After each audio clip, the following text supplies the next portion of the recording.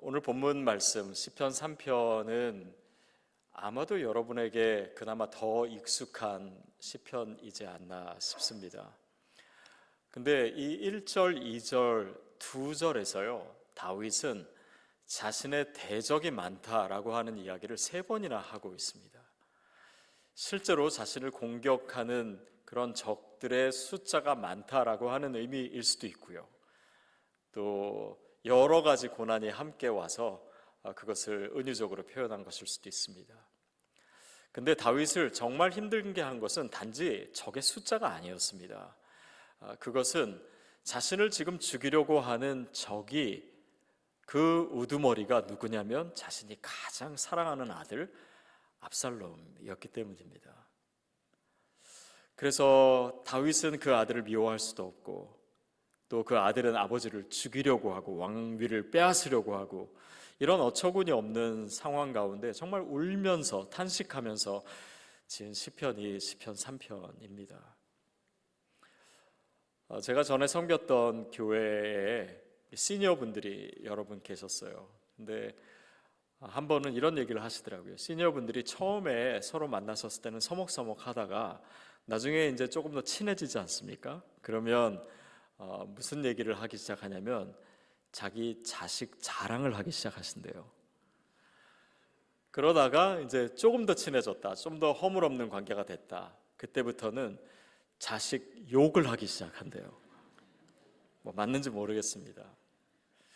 근데 심지어 자기 자신의 자식의 욕을 한다라고 해도 결코 미워할 수 없는 대상이 자녀인 것 같습니다. 항상 이 사랑은 내리 사랑이고, 자녀는 그가 어떤 상황 가운데 있던 부모의 사랑의 대상이죠. 저희 집에도 아이가 셋 있습니다. 그 중에 막내가 딸인데 한 번은 그런 얘기 하더라고요. 아빠, 나는 나중에 어른이 돼서 돈을 많이 벌고 싶어요. 그래서 너 이렇게 돈 많이 벌어서 뭐 하려고 하니? 그랬더니 나중에 이제 결혼해가지고 자식 나면 자기 자식들한테 큰 집을 사주고 싶대요. 그래서 얘가 큰 집에 못 살아봐서 그런 꿈을 꾸는구나 이런 생각도 하고. 근데 제가 이제 물었습니다. 그러면 아빠는 큰 집 안 사주니? 그랬더니 얘가 아빠는 그때쯤 천국에서 더 좋은 집에 살고 있을 텐데 뭘 큰 집이 필요하냐요.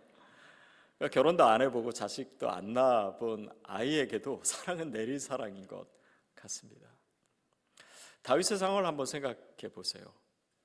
다윗이 가장 아끼는 아들, 그 아들이 아버지를 죽이려고 하고, 그리고 그 왕위를 뺏기 위해서 쫓아오는 이 상황 속에서 다윗은 그 아들을 미워할 수가 없습니다. 계속해서 사랑하는 마음이에요. 그래서 이 대적이 압살롬인 이 상황, 또 이 상황 속에서 쓰여진 이 시편에서도 압살롬의 이름은 언급되지 않습니다. 그냥 대적이라고 일반 명사를 사용해서 얘기하고 있어요. 그리고 나중에 그렇게 아들의 군대와 전쟁을 할 때 자기의 군대 장관에게 이런 얘기합니다. 내 아들에게 선대해달라고, 죽이지 말라고. 그러니까 끝까지 자녀를 사랑하는 모습이었습니다. 자, 그것이 다윗을 너무나 힘들게 하고 고통스럽게 했을 텐데, 사실 다윗이 가장 힘든 거는 이것이 아닙니다. 오늘 2절 말씀에 나와 있는 대로 많은 사람이 나를 대적하여 말하기를 그는 하나님께 구원을 받지 못하니라. 그러니까 하나님이 더 이상 다윗 편이 아니라는 거, 하나님이 더 이상 다윗을 도와주시거나 구원해 주시지 않는다라는 거, 이것이 다윗에게는 평생 하나님이 전부였던 다윗에게는 가장 큰 고통이었습니다. 그래서 여기서 나를 대적하여 라고 하는 이 히브리 단어는 soul, 내 영혼으로 번역할 수가 있습니다. 그러니까 이 영혼이 깊은 수렁 가운데 고통당하고 있는 그런 이 모습을 우리는 이 구절을 통해서 상상할 수 있습니다. 하나님께서는 늘 다윗을 도와주셨고 늘 다윗의 편이 되어주셨는데, 지금은 왜 하나님께서 도와주지 않는가? 왜 구원해 주지 않는가? 왜 내 편이 되어 주시지 않는가? 다윗은 아마도 생각했을 겁니다. 그래서 역사서를 읽어보면 다윗이 이 사건 전에 뭐가 있냐면 밧세바를 범하고 우리아를 죽이고, 그러니까 자신이 지은 죄 때문에, 그러니까 죄와 지금의 상황을 분명히 연관시켰을 거예요. 우리도 그러지 않습니까? 뭔가 어려운 일이 생길 때면 내가 뭔가 잘못한 것이 있나? 그래서 하나님이 더 이상 나를 도와주시지 않는 것이 아닌가? 하나님이 더 이상 나를 사랑하시지 않는 것이 아닌가? 아니, 이제는 하나님이 나를 미워하시는 거 아닌가? 그래서 이 고난 가운데 나를 그냥 내버려 두시는 거 아닌가? 그러는 가운데 다윗은 총체적인, 단지 상황적인, 육적인 어려움뿐만 아니라 영적인 침체까지 경험하고 있었는지도 모릅니다. 자, 이렇게 1절, 2절은 어떻게 보면 굉장히 이렇게 우울하고 또 고통을 호소하는 그런 느낌으로 시작합니다. 근데 3절부터는요, 분위기가 좀 바뀝니다. 우리 3절, 4절 말씀 우리 같이 한번 읽겠습니다. 시작. 여호와여, 주는 나의 방패시요 나의 영광이시요 나의 머리를 드시는 자이시니이다. 내가 나의 목소리로 여호와께 부르짖으니 그의 성산에서 응답하시는도다. 이제는 다윗이 그냥 그렇게 고통스러워하지 않고 자기의 믿음을 고백하고 있습니다. 그러면서 주는 나의 방패이시요 나의 영광이시요 나의 머리를 드시는 분이십니다. 이렇게 고백해요. 그것은 다윗의 삶 속에서 경험했던 그 하나님에 대한 고백이었어요. 여러분, 혹시 신학 용어 중에 초시간성 영적 기억력이라고 하는 단어 들어보셨습니까? 그런 표정 보니까 처음 들어보시는 것 같아요. 목사님이 안 가르쳐 주셨나요, 이거? 근데 아마 못 들어보셨을 거예요. 왜냐하면 제가 얼마 전에 새롭게 만든 단어거든요. 초시간성이다. 이것은 과거와 현재와 미래를 초월하는 것입니다. 그러니까 하나님은 과거에만 나와 함께 하셨던 분이 아니에요. 보십시오. 주는 나의 방패이시요, 다윗이 목동일 때 맹수의 위협으로부터 항상 지켜주셨던 하나님, 그리고 블레셋 전쟁에서도 항상 하나님께서 방패가 되어주셨고, 골리앗과 싸울 때도 그랬고, 그러니까 다윗의 그 과거를 수놓았던 그 방패 되신 하나님을 고백하고 있고, 또 한낱 목동이었던 이새의 아들 중에서도 가장 작은 자였던 다윗이 이스라엘의 가장 위대한 왕이 되지 않습니까? 그 하나님의 영광에 참여하게 하신, 그래서 주님은 나의 영광이십니다. 밧세바 사건으로 인해서 정말 고개를 떨굴 수밖에 없었던 다윗이지만 하나님의 용서와 하나님의 긍휼 이 다윗에게 여전히 있었기 때문에 그는 나의 머리를 들게 하시는, 나의 영광을 회복하시는 그 하나님을 경험했습니다. 그리고 그 하나님을 내 상황에, 나의 현재와 나의 미래를 향해서 지금 선포하고 있는 거예요. 그래서 우리 삶 가운데 있었던 하나님의 역사는요, 단지 과거의 이야기가 아닙니다. 그분은 어제나 오늘이나 영원토록 동일하시고 나와 여전히 함께 하시고, 내가 어떤 상황 가운데 있든지, 또 내가 어떤 연약함과 부족한 가운데 있든지 동일하게 나를 사랑하시는 분인 줄 믿습니다. 그러니까 그 하나님을 시간을 초월해서 선포하고 있는 것이에요. 그것이 다윗이 가졌던 믿음입니다. 그러니까 그 하나님을 고백하면서 다윗이 점점 회복되고 있는 모습을 보이고 있는 것입니다. 4절에 내가 나의 목소리로 여호와께 부르짖으니 그의 성산에서 응답하시는도다. 그래서 다윗이 점점 살아나고 있는 모습을 보십시오. 어떻게 살아나게 됐나? 근데 저는 이 본문 가운데 다윗이 이렇게 회복되는 그런 단서들이 있나 아무리 찾아봐도 없는 거예요. 근데 유일하게 제가 찾아낸 건 뭐냐면 2절 끝나고 가로 열고 셀라가 있고 4절 끝나고도 셀라가 있죠. 그러니까 여러분이 잘 아시는 것 같아요. 셀라는 우리가 성경 봉독할 때 읽는 것이 아니라요, 잠시 멈추는 것입니다. 멈추고 묵상하는 거예요. 하나님을 떠올리는 것입니다. 그러니까 다윗은 이 절대절명의 위기 가운데 하나님을 떠올렸던 것입니다. 내 과거 가운데 하나님께서 일하셨고 나를 보호하시고 나를 이끄셨던 그 하나님을 떠올리는 가운데 이렇게 주님은 나의 방패이시요 영광이시요 머리를 드시는 분이시요 고백하고 점점 더 그 확신과 고백 가운데 이제 그의 성산에서 나의 기도에 응답하실 것이다. 그러니까 지금 눈앞에 보이는 응답이 아직 없지만 주님을 신뢰하면서 그 하나님을 선포하고 있는 것입니다. 결국 우리의 삶을 이끄는 것은 내가 누구이냐가 아니고 내가 어떻게 뭘 잘했냐, 내가 뭘 어떻게 못했냐, 그거에 따라서 하나님께서 함께 하시고 또 하나님께서 축복하시고 벌 주시고 이런 것이 아니라 하나님이 누구신가, 하나님이 어떤 하나님인가, 그 하나님께서 여전히 나와 함께 하시는 하나님이라면, 그 하나님이 나를 긍휼히 여기시는 하나님이라면 이 모든 상황을 뛰어넘는 하나님의 사랑과 하나님의 긍휼이 내 삶 가운데 더 분명하게 드러날 거야.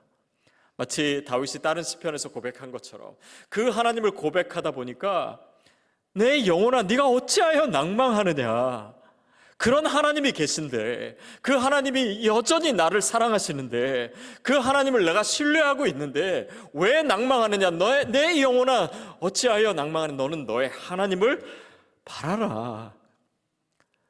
그렇게 다윗은 계속해서 조금씩 회복하며 영적으로 일어서고 있었던 것입니다. 자, 그리고 그 하나님을 이렇게 고백합니다. 5절 말씀 같이 읽겠습니다. 시작. 내가 누워 자고 깨었으니 여호와께서 나를 붙드심이로다. 주는 나의 방패이시오 나의 영광이시오 나의 머리를 드시는 분이시고, 내 기도에 하나님은 그 성산에서 응답하실 분이고, 이렇게 고백하는 가운데 하나님이 나를 붙드시고 계시다, 하나님이 나를 붙드시고 계시다라고 고백하는데 그 근거를 어떤 걸 가지고 나오냐면 뭐 대단한 걸 갖고 나오는 것이 아닙니다.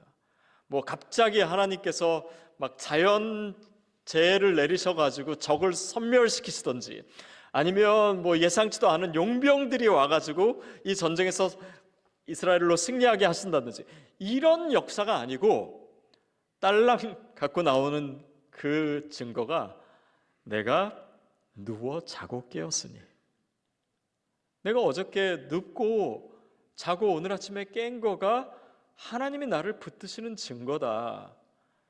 과연 이 고백이 의미하는 것은 무엇일까요? 어떤 영성을 얘기하는 것일까요? 티시 워렌이라고 하는 한 여성 신학자가 쓴 책 중에 Liturgy of the Ordinary, 한국말로 번역할 때는 오늘이라는 예배, 이렇게 번역됐습니다. 이런 책을 썼는데 그 책의 내용이 이것입니다. 우리 일상에 여러 요소들 있잖아요. 뭐 밥을 먹고, 뭐 샤워를 하고, 뭐 친구랑 전화를 하고, 이런 모든 것들을 기독교의 한 의식과 연결시키는 거예요. 예를 들면 밥을 먹지 않습니까? 우리 일상이에요. 근데 이거는 성찬이다. 하나님께서 베푸신, 예수님께서 베푸신 성찬이고, 이 성찬을 통해서 우리가 하늘나라의 잔치에 참여하기도 하고, 또 가난한 이웃을 생각하고 도와주기도 하고, 그러니까 그런 의미들을 우리 일상에서 늘 떠올려야 된다. 그럴 때 우리의 일상이 더 거룩해지고 또 우리의 영성도 더 깊어질 수 있다라고 하는 것입니다. 샤워를 한다. 이것은 하나님께서 나를 용서하시는 거다. 나를 정결케 하시는 거룩한 의식이다. 그래서 내가 연약하고 부족하지만 하나님께서 늘 나를 매일매일 정결케 하시는 그 은혜를 경험하고, 뭐 친구랑 통화를 한다. 이거는 공동체의 소중함을 알려주는 것이다.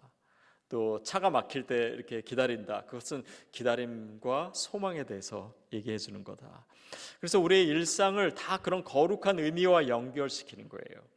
근데 그 중에 하나가 뭐냐면 아침에 일어나는 것. 이거는 세례다라는 것입니다. 세례.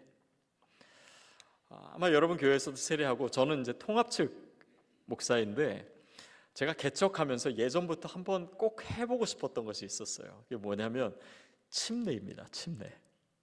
그러니까 뭐 제 신학이 달라지거나 바뀐 건 아닌데, 실제로 물에 들어갔다가 나오면 훨씬 이 세례의 의미를 직접적으로 좀 체험할 수 있지 않을까, 조금 더 감동이 더하지 않을까, 그런 생각에 제가 침례를 해봤습니다. 그렇게 물속에 들어간다는 게 뭡니까? 죽음이잖아요. 옛사람의 죽음입니다. 그리고 물리로 다시 올라오는 것은 새로운 생명을 얻는 거잖아요. 근데 이 세례가 의미하는 것은 단지 그것뿐만이 아니라 우리가 죽은 후에 천국에 들어가지 않습니까? 그럴 때 이 죽음, 단지 어떤 이 땅에서의 의미상의 죽음이 아니라 실제로 죽고 천국에서 태어났을 때, 그러니까 다시 눈을 떴을 때 천군 천사들이 내가 천국에 들어오는 것을 환영하고 박수치고 환호성을 지르고, 그것이 이 세례를 통해서 부분적으로나마 그 의미상 전해질 수 있는 것, 그것이 예식의 의미이기도 합니다. 그래서 이제 저희가 침례를 할 때 성도님들과 연습을 했어요. 그래서 물 위에서 올라올 때는 여러분이 할 수 있는 최고의 환호성과 박수로 그 천사들의 어떤 그런 축복과 같이 그렇게 한번 해보자. 그리고 정말 감격적인 시간을 갖습니다. 자, 근데 우리의 일상이 눈을 감고 자고 그리고 아침에 깨어났다. 이것이 세례라고 하는 의미는 나에게 하나님께서 새로운 생명을 주신 거예요.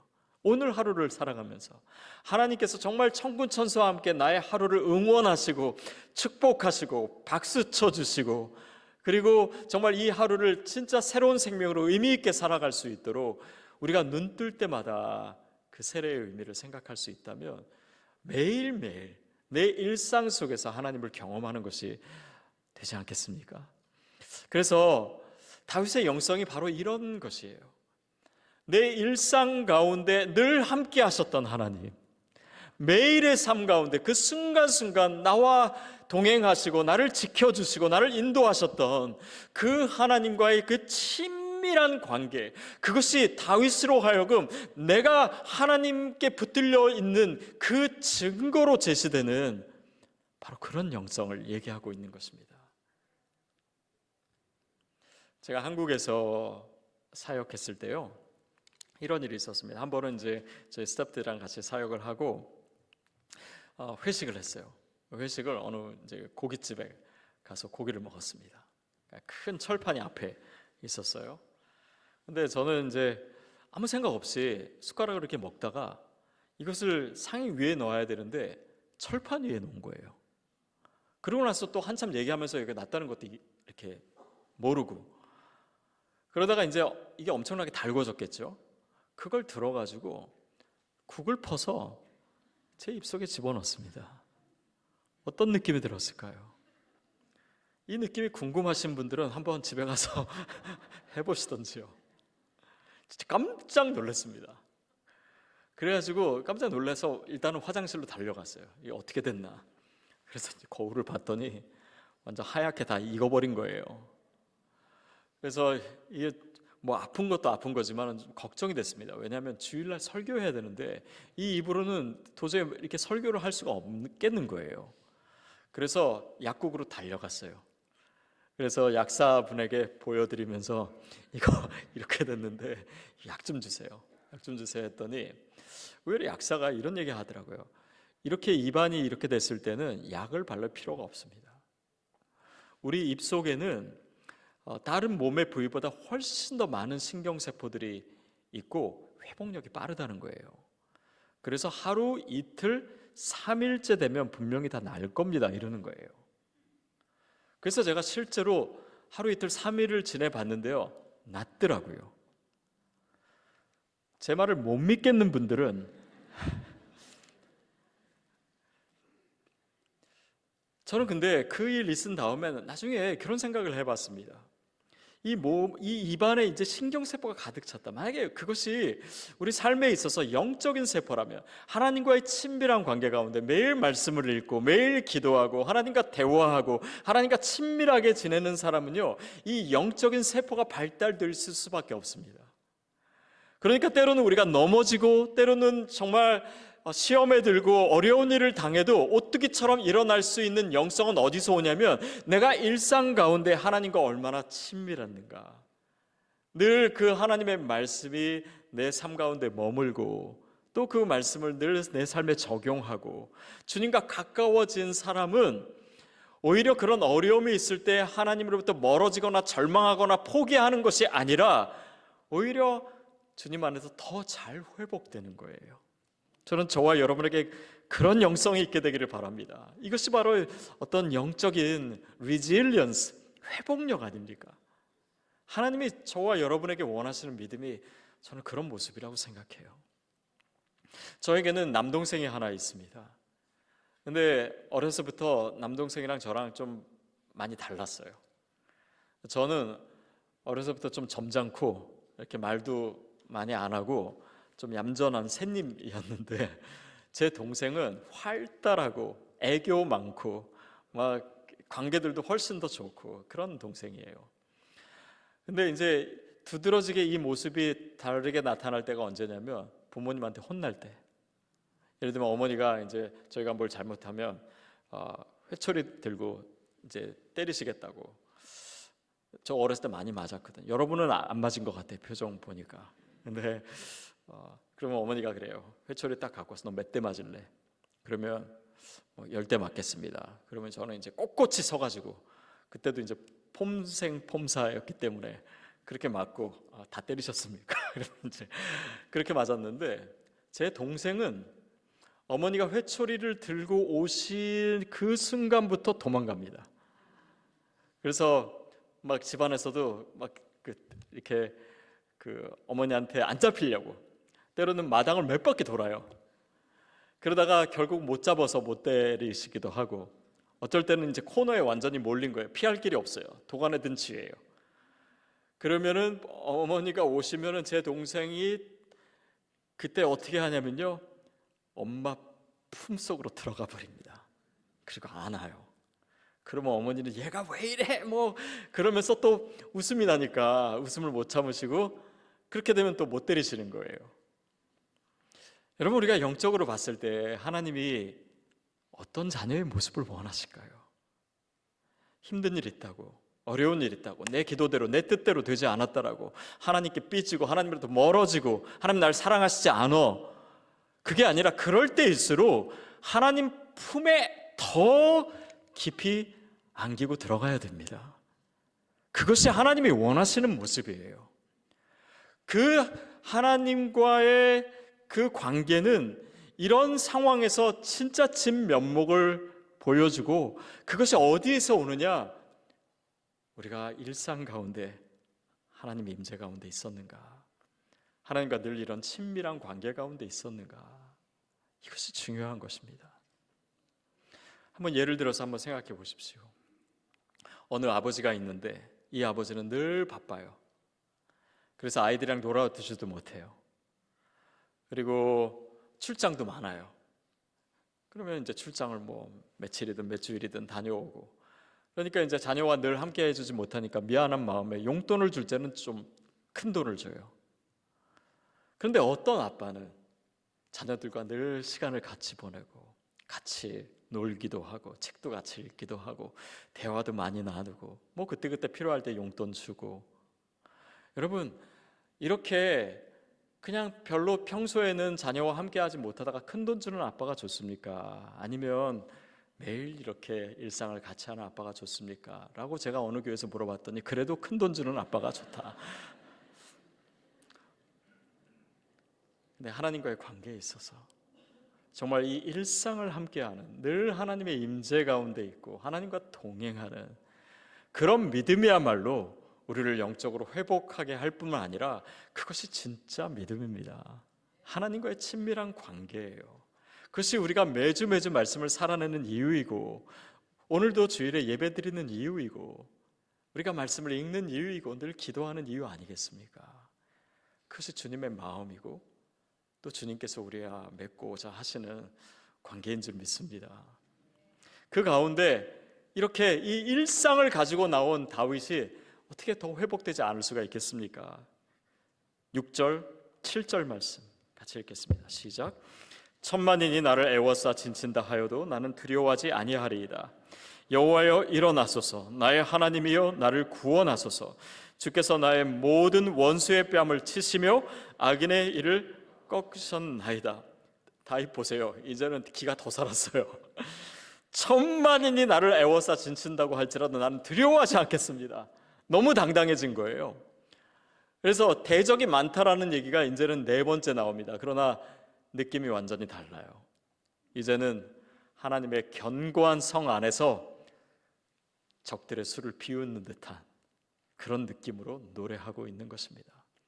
더욱이 더 확신 가운데 이제는 뻔뻔해져요. 여호와여 일어나소서. 처음에는 정말 하나님 나를 도와주지 않는다고 그렇게 웅크려 있다가 여호와여 일어나소서. 나의 하나님이여 나의 하나님이여 나를 구원하소서. 막 하나님께 명령조로. 그리고 주께서 나의 원수의 뺨을 치시며 악인의 일을 꺾으셨나이다. 아직 어쩌면 다윗은 고난 가운데 있었을지 모릅니다. 그러나 나와 함께 하시는 하나님이 앞으로도 함께 하실 것을 내가 알기에 그 하나님과의 친밀한 그 사랑과 그 관계 가운데 있음을 내가 알기 때문에 나는 두려워하지 않겠습니다. 악인의 일을 꺾으소서. 하나님 앞에서 마치 죄인된 우리가 하나님의 의로우심을 예수 그리스도의 십자가로 인해 구원받은 그 담대함으로 이제는 내가 단지 죄인이 아니라 하나님의 자녀로서 주님 앞에 설 수 있습니다 라고 하는 그 복음적인 믿음을 보여주고 있는 것 같아요.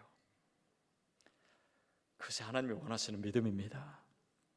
친밀한 관계, 그 일상 가운데 함께 하시는 그 하나님에 대한 고백이에요. 그것이 신뢰입니다. 이 얘기는 제 아내는 어디 가서 하지 말라고 그래요. 왜냐하면 좀 자랑 같다고. 근데 제가 생각해봐도 이거는 자랑할 의도가 없는 거라서 여러분이 그냥 알아서 들어주시면 좋겠습니다. 거의 한 30년 전입니다. 제가 그때 영국에서 유학 생활을 하고 있었어요. 근데 그때가 IMF 한국 그 금융 위기가 와서 재정적으로 굉장히 어려웠습니다. 또 저희 집안 자체가 그렇게 뭐 저를 유학을 다 fully support 해줄 만한 그런 집안도 아니었어요. 그러다 이제 뭐 이런 위기까지 겹치니까 환율이 막 2배로 뛰고 그러니 학비도 부족하고 생활비도 부족하고 그때 막 이제 결혼해서 갔는데 근데 이제 제가 대학생 때부터 늘 큐티를 했거든요.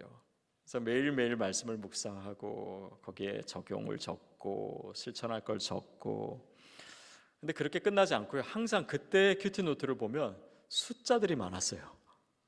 늘 동계산하는 겁니다. 이번 달에 얼마 필요하고 얼마 부족하고 등록금 언제까지 내야 되는데 그러니까 그런 말씀을 묵상하면서도 이렇게 늘 현실적인 걱정을 많이 했었던 것 같아요. 그러다가 학교에서 장학금 공고가 떴습니다. 그래서 제가 지원을 했어요. 근데 그때 그게 얼마였냐면 5,000 파운드였습니다. 영국 돈으로. 그러니까 미국 달러로 했을 때는 한 8,000불 정도 되는 당시로서는 30년 전이니까요. 꽤 큰 돈이었습니다. 그래서 이제 기다리고 있는데 그 커미티에 참여했던 한 교수님이 저에게 귀뜸을 해주는 거예요. 그 장학금 제가 된 것 같다고. 그래서 와 너무 잘 됐다 라고 해서 이제 학교에서 공식적인 레터가 오기를 기다리고 있었어요. 근데 한 달이 지나고 2달이 지나도 아무 소식이 없는 거예요. 그래서 처음에는 좀 늦어지겠지 했다가 나중에는 이게 뭔가 잘못됐나 보다 아니면 그 사람이 잘못 알았다든지 아니면 그 뒤에 뭐가 바뀌었다든지 그래서 못 받게 된다 보다 이제 포기를 하고 있었어요. 그리고 나서 이제 또 큐티를 하면서 숫자 적고 그러다가 한 번은 그 말씀이 마태복음 11장 28절 수고하고 무거운 짐진 자들아 다 내게로 오라 내가 너를 쉬게 하리라. 근데 그때 제가 묵상했던 것이 하나님 나에게 어떤 짐을 덜어주시겠습니까? 근데 그것이 단지 재정적인 돈의 짐이 아니라고 하는 것을 묵상하게 됐어요. 그것은 뭐냐면 어차피 하나님께서 저를 영국에 보내셔서 공부를 마치게 하실 그것이 하나님의 뜻이라면 하나님께서 어떤 방법을 통해서라도 어떤 상황에서도 하나님께서 이루어 주실 거고 이것이 하나님의 뜻이 아니고 그냥 내 계획이고 내 욕심이라면 내가 아무리 발버둥 치고 이런 방법들을 다 강구해도 어차피 안 될 텐데 이 짐을 하나님께 맡기자 이렇게 묵상을 했어요. 그리고 나서 생각해 보니까 마음이 편해지더라고요. 그렇지 내가 하나님을 믿고 하나님을 신뢰하고 어차피 내 인생을 하나님께서 가장 아름답게 이끄실 건데 왜 이거 갖고 내가 이렇게 걱정을 하고 있나. 그리고 나서 며칠 뒤였습니다. 잠깐 도서관에 나와가지고 메일박스에 이제 습관처럼 매일 들리거든요. 그래서 열어봤어요. 그런데 편지가 하나 와 있는 거예요. 근데 편지를 보고 제가 깜짝 놀랐습니다. 그것은 제가 지원한 5,000파운드가 아니라 15,000파운드를 2년 동안 지급하겠다라고 하는 편지였어요. 그래서 놀라게도 했지만 이건 뭔가 잘못된 거다. 왜냐하면 제가 지원한 장학금이 아니기 때문에. 그래서 학교에 달려가서 물어봤습니다. 이런 편지가 왔는데 이게 뭡니까? 그랬더니 제가 처음에 지원한 장학금에 제가 된 것이 맞는데 거기에 있는 저를 아는 한 교수님이 이 학생이 한국 학생이고 그리고 한국이 지금 IMF에 있어서 이거 가지고도 해결이 안 될 거다. 그렇게 해서 저에게 얘기를 하지 않고 학교에서 제일 큰 장학금 커미티로 제 어플리케이션을 옮겨준 거였어요. 그리고 그 커미티에서는 이 학생이 공부를 잘해서가 아니라 가장 불쌍하다라고 하는 그 이유로 저에게 그 장학금을 주기로 한 것이었습니다. 그때 제가 생각했던 것이 있었어요. 그건 뭐냐면 하나님은 단지 재정적인 문제를 가지고 저에게 뭐 이것을 시험이나 아니면 어떤 문제로 주신 것이 아니라 하나님의 출제의 의도는 제가 하나님을 신뢰할 수 있는가, 바로 거기에 있었다라는 것을 생각하게 됐습니다. 그리고 하나님께 그 짐을 맡기고 하나님의 뜻이라면 하나님께서 해주실 거라고 하는 그 신뢰를 원하셨기 때문에, 그것이 이 문제의 출제 의도였기 때문에 제가 그 답을 알게 됐을 때 더 이상 이 상황은 의미가 없어진 것이 아닌가, 그래서 해결해 주신 것이 아닌가, 그런 묵상을 했어요. 어쩌면은 저와 여러분의 지금의 상황, 또 우리가 지금 부닥치고 있는 그런 문제들, 거기에는 하나님의 출제의 의도가 있습니다. 그러나 모양은 다르지만 하나님이 우리와 더 친밀한 관계를 맺기를 원하시고, 우리의 일상에서 주님과의 그 친밀한 관계는 우리가 어떤 상황 가운데 있든지 그 하나님은 나의 방패이시고 나의 영광이시고 나의 머리를 드시는 분이야. 그 하나님에 대한 그 신뢰, 그 하나님과의 친밀한 관계, 이것을 원하시기에 오늘 이 모든 상황들을 통해서 우리를 그 믿음의 자리로 이끌어 주시는 줄 믿습니다. 그것이 하나님이 원하시는 거예요. 그분이 원하시는 우리의 믿음의 모습입니다. 결국 우리의 모든 신앙생활이 결국은 우리의 일상으로 가지 않으면 경험할 수 없는, 가질 수 없는 신뢰, 하나님과의 친밀한 관계, 그분이 우리를 사랑하신다면 당연히 우리를 늘 만나시고 우리와 그런 사랑의 교제를 하고자 하시는 그 사귐에 대한 하나님의 요청이 저와 여러분에게 지금도 있는 줄 믿습니다. 그리고 8절 마지막 절은 이렇게 마무리되고 있습니다. 우리 같이 읽겠습니다. 시작. 구원은 여호와께 있사오니 주의 복을 주의 백성에게 내리소서. 제가 시편 3편에 대한 주석들을 읽어보니까요, 많은 학자들이 이렇게 얘기하더라고요. 8절은 내용상으로는 필요 없는 구절이다. 그냥 은율에 맞추기 위해서 8절은 넣은 거다. 그렇죠. 구원은 여호와께 있사오니 주의 복을 주의 백성에게 내리소서. 근데 이 말씀을 조금 더 묵상해 보면 저는 단지 그것만 이제는 아는 것 같습니다. 어쩌면 다윗은 지금 시편 8편에서 주님을 찬양하고 있고 노래하고 있어요. 그것은 어쩌면 다 끝나지 않은 이 시련의 끝에서 다윗이 주님을 신뢰하고 그 하나님이 나에게 어떤 분이라고 하는 것을 확인했기 때문에 이 은율에 맞추는 여유를 부리는 것이다. 그래서 저는 이 8절에 굳이 제목을 단다면 다윗의 여유, 이렇게 달고 싶습니다. 상황은 아직 어려워요. 그러나 나에게 있어서 하나님이 어떤 분인가는 너무나 확실해요. 그래서 주님, 저는 지금도 주님을 노래할 수 있습니다. 더 이상 다윗은 자기 얘기를 하고 있지 않습니다. 그렇지만은 주의 복을 주의 백성에게 내리소서. 그러니까 자신과 같이 시련과 어려움 가운데 있는 많은 사람들을 자신이 만난 하나님, 자신이 지금 노래하고 있는 그 자리로 초대하고 있는 것입니다. 그것이 믿는 사람들의 모습이어야 되지 않을까요? 다윗의 고난, 다윗의 어려움은 어느덧 그의 노래가 됐습니다. 그리고 성경에 기록된 시편 말씀이 되었어요. 다른 사람에게 지금까지도 읽히고 수많은 영감을 주고 위로를 주고 힘을 주는 하나님의 말씀의 통로가 된 것입니다.